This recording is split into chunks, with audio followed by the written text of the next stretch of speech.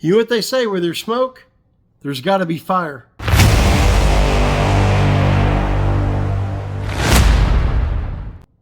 You know, with all the rumors, innuendos, and accusations being tossed around by everybody with a microphone, I thought I would do what they're too lazy to do, actual investigative journalism, and get to the bottom of all the rumors surrounding young Trey McKinney.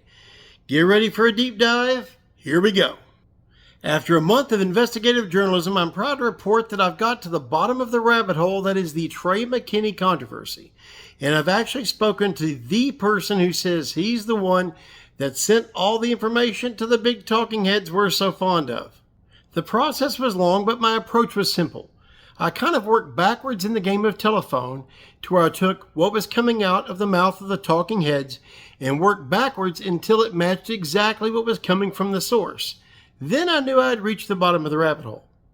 The start of the accusations go all the way back to two local tournament trails in southern Illinois, the Elena Team Trail and the Tennessee River Team Trail. The Elena Team Trail is one where Trey McKinney and his coach Rick Cheatham won 3 boats in back-to-back-to-back years. Obviously, having this level of success can be seen as highly irregular and get you some raised eyebrows from the locals. After a month's worth of extensive research, I finally got to the guy who says that he's responsible for sending inside information to both Chris and Trey Zaldain, as well as Randy Blockett. Like I said, I've seen the receipts, so let's take a look at the claims as well as the proof. The vast majority of the claims seem to be coming from a gentleman by the name of Brad Porter. He and his son were fellow competitors against Rick Cheatham and Trey McKinney in the Elena Team Trail out of southern Illinois. That's a trail where Rick and Trey won the 3 boats back-to-back-to-back. Brad had a ton of things to say and even provided me with the names and phone numbers of several people who he said could substantiate his claims. See guys, there is a ton of unsubstantiated claims out there, and I'm only going to hit the highlights. Why? Because if I went into every freaking detail, this would look more like a Lifetime miniseries, and none of us want that. The start of all these claims against Trey McKinney goes back to October 18th of 2023 at the end of day 1 of the Elena Team Trails Championship on Pickwick Lake. At the end of day 1, competition saw Brad Porter and his son weighing in 5 1/4 pounds. Meanwhile, Trey McKinney and his partner Rick Cheatham, his fishing coach, weighed in 25.01 pounds. So at the end of day 1, Brad Porter was so upset, thinking that the only way Trey and Rick could have had such a big bag was because they did something shady, that he packed up his son and his gear and he went home. And on the way home, he proceeded to light up tournament director Sean Viernum's text messages like a freaking Christmas tree. And after hours and hours of phone conversations with Brad Porter, I gathered all the accusations and started going down the list one by one to find out if there's any meat on the bone to any one of them. First on the list is that there's multiple civil lawsuits against Rick Cheatham and Trey McKinney in the state of Illinois for having cheated to win those 3 consecutive boats. While I spoke with the only 7 counties that could possibly be involved in this situation, none of them have any suits filed on the record for either individual. So, we're going to call that one absolutely false. Second was reported that Trey McKinney posted a picture of himself on Instagram holding a fish on a lake that he wasn't supposed to be fishing because it was during the off-limits periods. No picture anywhere exists and was ever provided. So, we're going to have to call it false. Next, it's reported that Trey McKinney's family paid Tom Monsoor and Billy Frisk between $5,000 and $10,000 apiece for waypoints on lakes that had upcoming tournaments on them. First up, I spoke with Tom Monsoor himself. He is not a fan of scoping. He says the reason Trey does so good is because he's a scoper. Not only did he categorically deny selling any waypoints or information to Trey McKinney or his family, I kind of got the idea that if Trey caught fire, Tom might not even take a leak on him. So, we're going to call that one false. Next on the list is Billy Frisk. Billy Frisk did say that he and Trey fished together outside of the off-limits periods when they were allowed to. Other than that, they made sure to keep their conversations to duck hunting and never talked about fishing. The only money that ever exchanged hands was when Billy bought Trey a breakfast sandwich at a racetrack on the way to the lake one morning. So, having spoken to him, getting that he's an honest guy, we're going to call that one false too.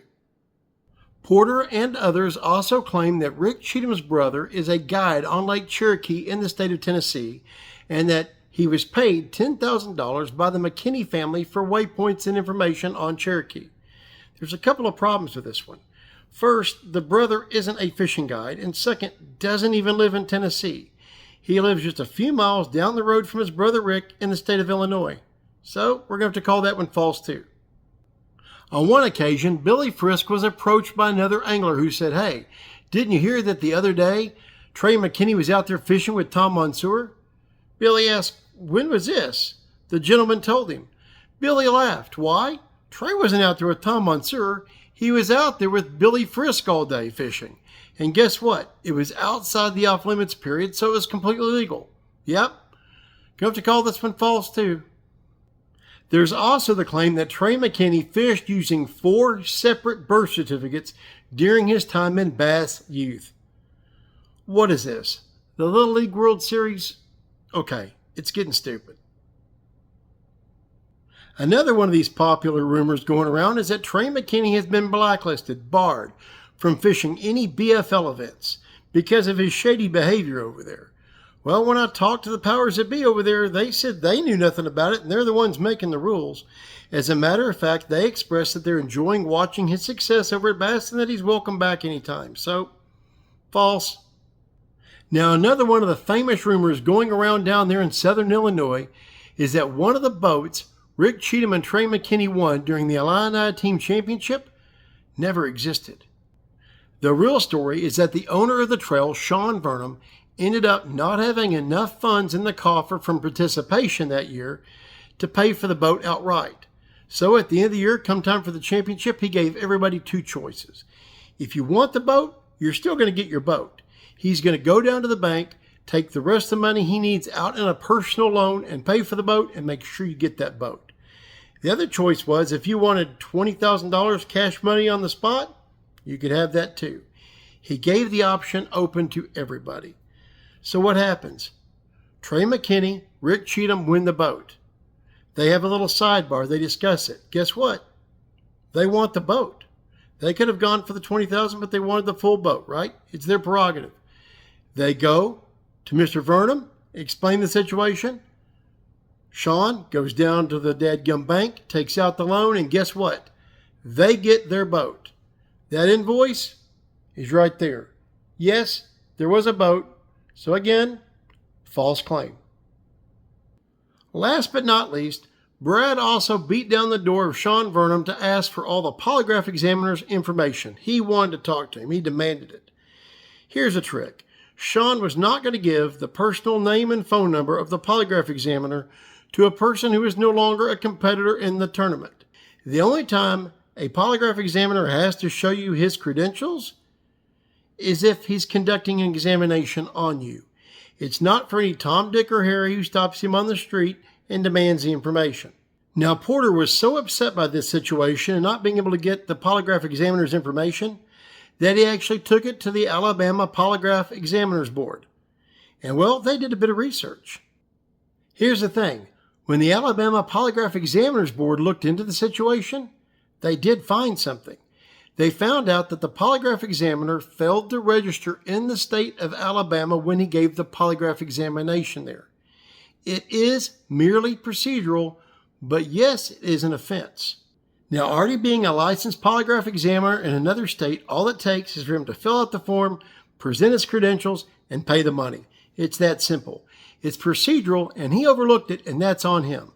It doesn't reflect upon the tournament director, doesn't reflect on Trey, doesn't say that the polygraph exam was bad. Not in any way, shape, or form. The guy has outstanding credentials.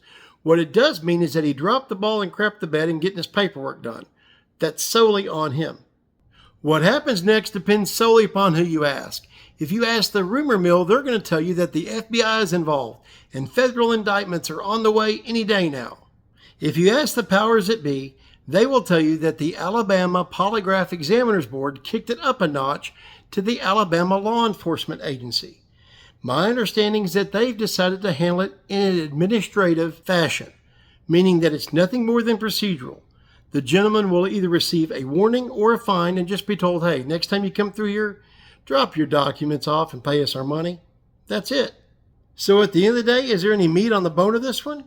We're going to call this one partially true. So when confronted with the information that all this hubbub with the examiner had already kind of reached its conclusion, I was told that if the Alabama Polygraph Examiners Board didn't do more, they were paid off probably $10,000. And then if the ALEA hasn't done more, they were paid off $10,000. Also, the Alabama Bureau of Investigations must have been paid off $10,000, all the way up to the FBI. And don't forget, even the CIA, all $10,000. So you got it here, folks. I guess government agencies can be paid off for a measly 10 grand.